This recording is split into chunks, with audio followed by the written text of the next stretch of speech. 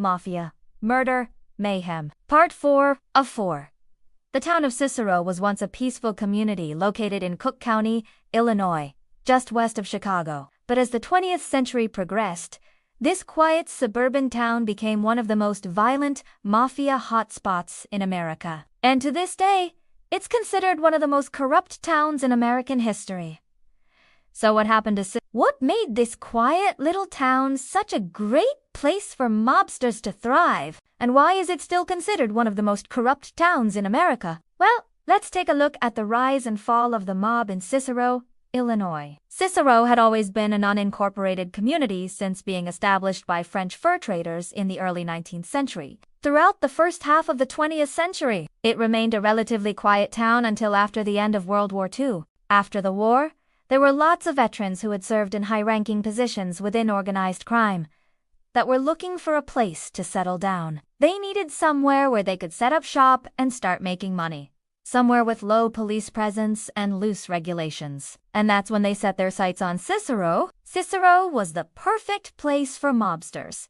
Because there was no actual town government, it was essentially overseen by the Cook County Sheriff's Department, which was notoriously corrupt. Not only were there no local law enforcement officials, but there were very few state or federal law enforcement officials who would step foot in Cicero, even though it was right on the outskirts of Chicago. Back then, the FBI cared more about what was happening during the Cold War and didn't really care too much about the mob. So the mobsters felt like they had free reign over Cicero, and they wasted no time setting up shop and cementing themselves as the leaders of the town. After World War II, one of the largest criminal organizations in the world began to form in Cicero. This organization was called the Chicago Outfit. The Chicago Outfit was a criminal syndicate composed of Italian-American mobsters from various gangs and families who had united together under one banner. Together, they formed a structure similar to that of the Mafia in Italy. Their leader was a man named Paul Ricca.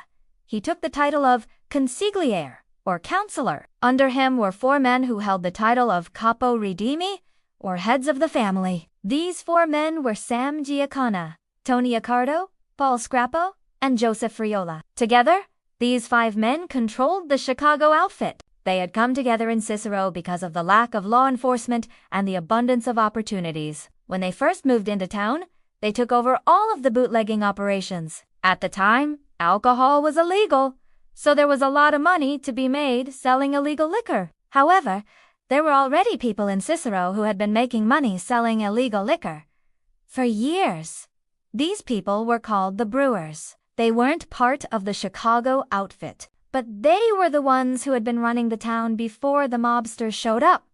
So the mobsters had to get rid of them. There are many stories about how the mobsters got rid of the brewers, but we don't know which ones are true and which ones are false. Some stories say that the mobsters simply bought out the brewers. Other stories say that the mobsters used violence to get rid of the brewers. There's even a story that says that the mobsters buried some of the brewers alive. We don't know which story is true, but we do know that after the brewers were gone, the mobsters took over all of the bootlegging operations in Cicero. And it wasn't just bootlegging that they were involved in. They were also involved in gambling, prostitution, loan sharking, and extortion. They ran illegal casinos and brothels. They lent money to people at exorbitant interest rates and then threatened them when they didn't pay back the loans. They extorted money from businesses, and they even rigged elections. In fact, they controlled Cicero like it was their own personal fief. If you didn't cooperate with them, they threatened to kill you. If you did cooperate with them, they still threatened to kill you. Basically, if you lived in Cicero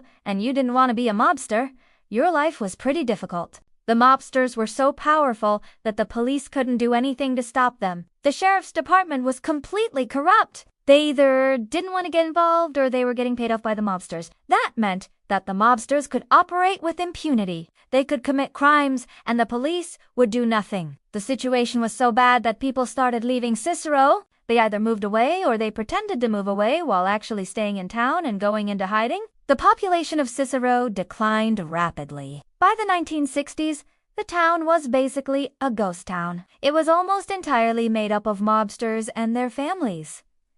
The mobsters had won. They had driven everyone else out of town. But their victory was short-lived. Soon enough, the feds got involved. As it turned out, The FBI had become interested in the activities of the Chicago outfit. They had been watching them for years, and they were finally ready to make a move. In the early 1960s, the FBI began arresting mobsters left and right. They arrested the brewers who had been taken out of power, and they arrested the mobsters who had replaced them. Suddenly, the Chicago outfit didn't have its top earners. They didn't have their leaders. They were in disarray. Without their leaders, the Chicago outfit couldn't function. They couldn't make any money. They couldn't pay their dues. They started to crumble. And by the late 1960s, they were pretty much done. They didn't disappear entirely, but they never regained their former power. Cicero was no longer a mob town, but the damage had already been done. The town was in ruins. The economy was in shambles. The infrastructure was crumbling. It looked like a ghost town. And to this day, it still looks like a ghost town. Most of the buildings are boarded up. Most of the streets are empty. There are more rats than people in Cicero. So why is Cicero still considered one of the most corrupt towns in America, even though the mob is gone? The answer is simple. The corruption didn't end with the mob. When the mob was finally driven out of town, the people who replaced them were just as corrupt. The new government officials were just as corrupt as the mobsters had been. They were just better at hiding it. Over the years, Cicero has been plagued by corruption scandals, mayor scandals, police scandals, fire department scandals. It seems like no one is immune to the corruption in Cicero. In recent years, Cicero has been trying to clean up its act. They've been cracking down on corruption. They've been trying to attract new businesses and new residents. But it's hard to shake a reputation. Cicero will probably always be known as the mob town. And now you know why. Hopefully you enjoyed this video and learned something new about the most corrupt town in America. Make sure to check out our other videos and leave a like if you did enjoy this video. Subscribe if you want to see more videos like this. But until next time, this is Cicero, Illinois, signing off.